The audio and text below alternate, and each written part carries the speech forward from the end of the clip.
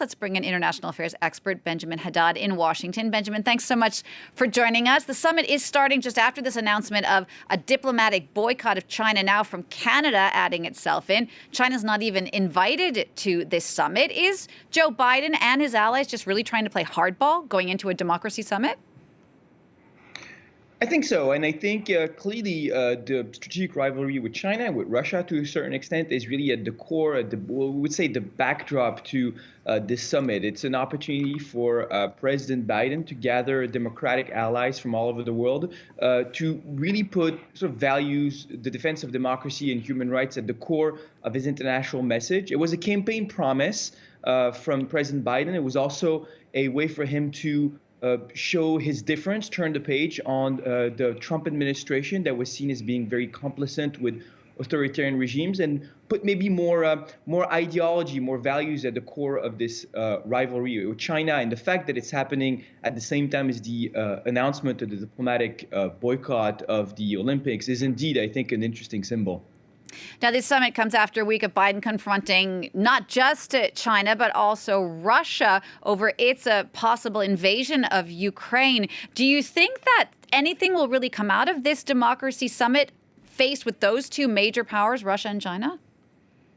Well, that's a really good question, because this was a campaign promise. But since then, in the year that just unfolded, I think the Biden administration struggled a little bit to put some real content into this summit for democracy. First, because a lot of the items that are on the agenda are actually already part of dialogues with allies. We're going to talk about technology a lot, from data privacy and the fight against disinformation and hate speech online. But that's something that the administration is already doing with European allies, for example, within the Tech and Trade Council. We're going to talk about kleptocracy, dirty money, and corruption. But here again, you already have processes that have been launched. So it's an opportunity to engage also companies, civil society actors, political opponents from around the world. But it's difficult to see what concretely will get out of this specific summit.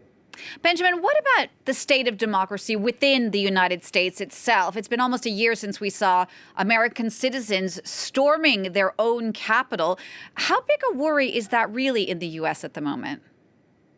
It's a huge worry. I mean, we see wide partisan divides in the United States, misinformation. You mentioned January 6th. You still have a sizable part of Republican voters who don't believe in the legitimacy of the election of Joe Biden. But we've also seen misinformation play a role in the vaccination rollout, and the fact that you still have a considerable anti-vax population. So this is having concrete health consequence in the country. And I think you can put it in the context of a global democratic regression in the last few years. You have two NATO allies of the United States that have not been invited to the summit: Hungary of Viktor Orban and Erdogan's Turkey. You see, if you look at the data put out by NGOs like Freedom House, you've seen the numbers of democracy for the first time in decades decline in the last few years. So I think this is also, of the domestic context in the United States, and the broader democratic decline is also one of the reasons why this administration is putting this issue on the agenda.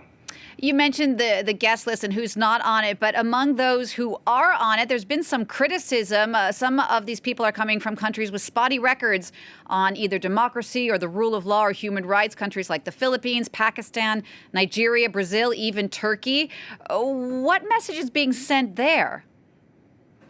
Yeah, you're right, and it does send a confusing message. It's interesting, by the way, if you look at the semantics, this used to be called the Summit of Democracies. It's become the Summit for Democracy, so something I think a little more aspirational. It is about promoting democracy rather than just self-congratulating and creating an ideological alliance of democracies. They're hoping to get some concrete projects that will be implemented in the next year in partnership with civil society organizations and companies. But once again, it's been really from the content to the invite list. This has been a fraught process for the administration. Benjamin, thanks so much for sharing your expertise with us. Benjamin Haddad there, speaking to me live from Washington. Thank you. Now, France